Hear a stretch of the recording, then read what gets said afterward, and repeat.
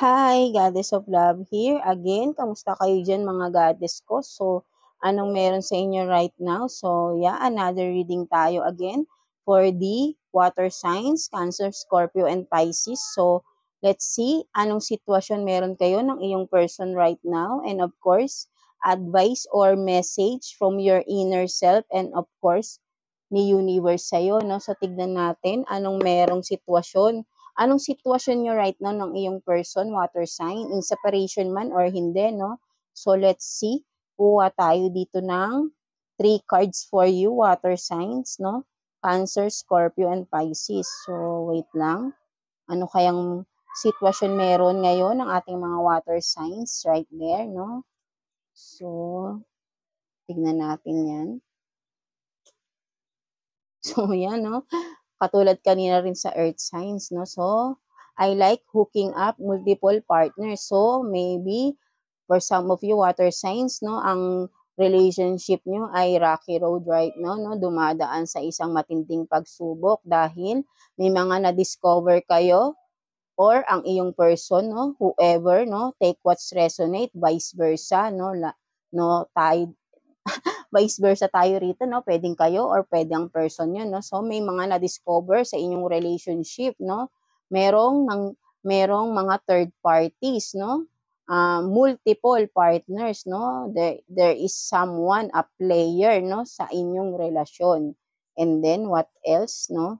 But then, no? Trust in me, everything will be alright, no? So, maybe merong nakikipagbalikan dito, no? Ikaw or ang person mo, no? Kung sino man itong nag-hook up, sino man itong nag-cheating, no? So, siya yung bumabalik and then, nangangako na naman siya, no? Trust in me, everything will be alright, no? So, for some of you, water signs, so ito ang sinasabi ng iyong person, no? Na nagbabalik, ikaw or ang person mo, no? So, nangangako siya ngayon, no? But then, doing spell work on you, no? So, for some of you, this is not a literally spell work, no? So, for some of you, syempre, galit kayo, no? Dahil, you discovered something, no? So, yeah, nakakapagsabi tayo ng hindi maganda sa ating person kasi nga nasaktan tayo, nag-betray sa atin, right? But then, ang mapapayo ko lang for you, water sign, and whoever, kung sino man mga nanonood right now, even though hindi ka water sign, right? Iwasan natin magsalita ng masama sa kapwa natin. Pag galit tayo, lalo na pag maggalit tayo, intense ang emotions natin, right? Kasi for some of us, hindi tayo aware na nakakapagsalita tayo ng yung mga sinasabi natin hindi maganda sa kapwa natin is literally na parang nag-i-spell na rin tayo nun. Kahit na sabi natin hindi naman tayo witch, no? Right? No? For some of us lang, no? So, kasi pag ang emotion natin ay intense, di ba? Nakakapagsalita tayo ng hindi maganda sa kapwa natin. So, iwasan natin yun. Kasi, whatever na binabato natin sa kapwa natin na negative, is soon babalik rin yun. So, iwasan natin yun mga water sign, no? Kahit sino pa ang taong galit tayo, hayaan mo na lang si universe, si God ang humusga sa kanila, no?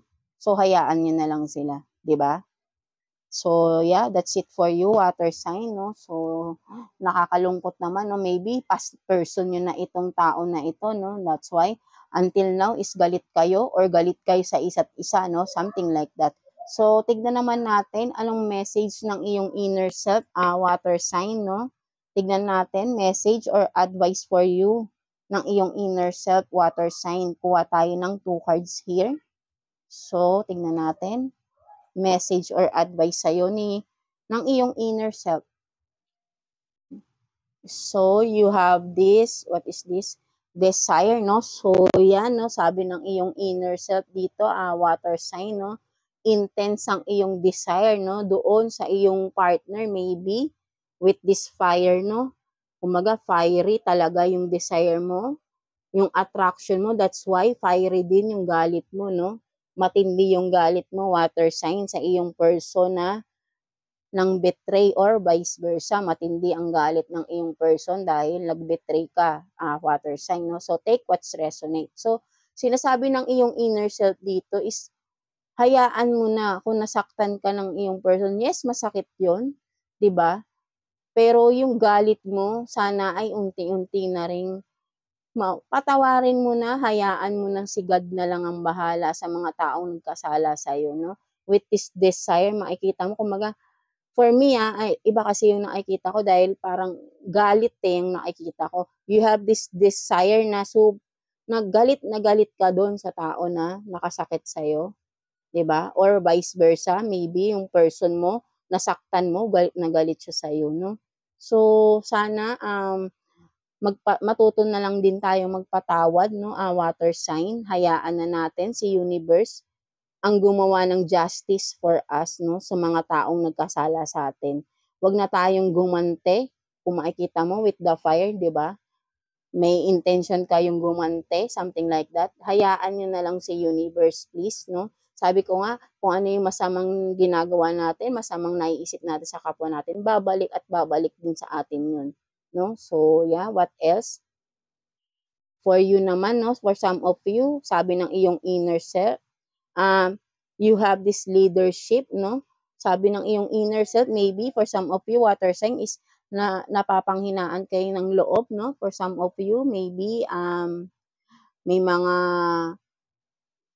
may mga tao kayo or may mga dapat kayong gawin, but then napapanghinaan kayo ng loob, something like that, no? Pero sinasabi ng iyong inner self with this leadership, no? Kaya mo yan, you are capable of this, kung ano man itong gusto mong gawin, 'di ba? Na natatakot kang simulan, sabi ng iyong inner self is kaya mo yan, 'di ba? You are capable, you have the strength like a leader, or you are a leader, literal leader, kaya mo, no? Basta lakasan mo lang, have the courage, no, to start whatever it is, no, water sign, no. So, yan, no, ayun ang sinasabi ng iyong inner self, no. Kaya mo raw yan, kung ano man yung gusto mong simulan, or sinisimulan mo na ito na nawawalan ka ng pag-asa, baka hindi mo magawa. Sabi ng inner self mo, kaya mo daw yan, no. So, stay focused lang sa goal mo para magawa mo ng maayos. So, yeah, that's it. And tignan naman natin anong message ni universe, no, ni God for you, water sign, Cancer, Scorpio, and Pisces.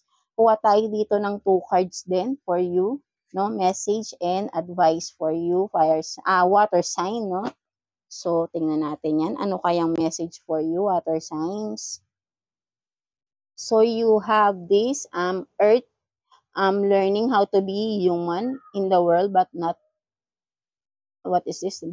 of it, no? So, yeah, for me, I think this one is, yun nga, no, may kinalaman to doon sa sa sinasabi ng iyong inner self, no, yung sa leadership, yung nawawalan ka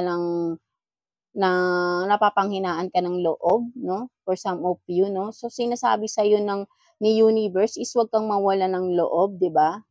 Maybe, takot ka, dahil takot kang simulan yan, takot ka na maybe for some of you ay, kumbaga ay, yun nga is, feeling nyo wala kayong kakayahan na something na para gawin yun, no, di ba? Kumbaga, parang sinasabi dito ni universe, no, na i-ground niyo yung sarili nyo, and then, study, gain more knowledge about it, no, para maging confident kayo kung feeling nyo ay kulang pa ang inyong kaalaman, something like that. So, gain more knowledge, do a research para mas mapagtibay kung ano man tong mga nasa isip nyo, maybe kung ano man tong mga gusto nyong i-create, no, something like that, water sign, no. So, maybe you are still lacking of something, no, kaya medyo napapanghinaan ka ng loob, no. So, kumbaga, do some research, no, gain more knowledge about it, kung whatever it is, no, para kumbaga, in the right time, you are ready to show it, no. Kumbaga, kung ano man ito, ready to show off the world, no. Kung ano man ito, kumbaga, may magandang resulta to para sa'yo at sa mga tao sa paligid mo, maybe sa mundo, makakatulong, something like that, no, for some of you, no.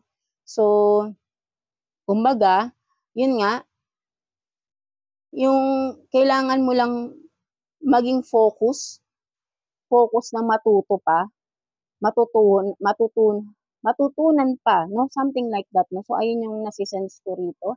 And what else? All paths leads home, no. inner authority, intuition, turn your gaze within, no? So, yan, no? So, ayun nga din sinasabi rito. Listen to yourself, no? Inner self, your intuition, 'di ba? Siguro nakikinig ka sa ibang mga tao, no? So, why not pakinggan mo yung sarili mo, your gut feeling, no?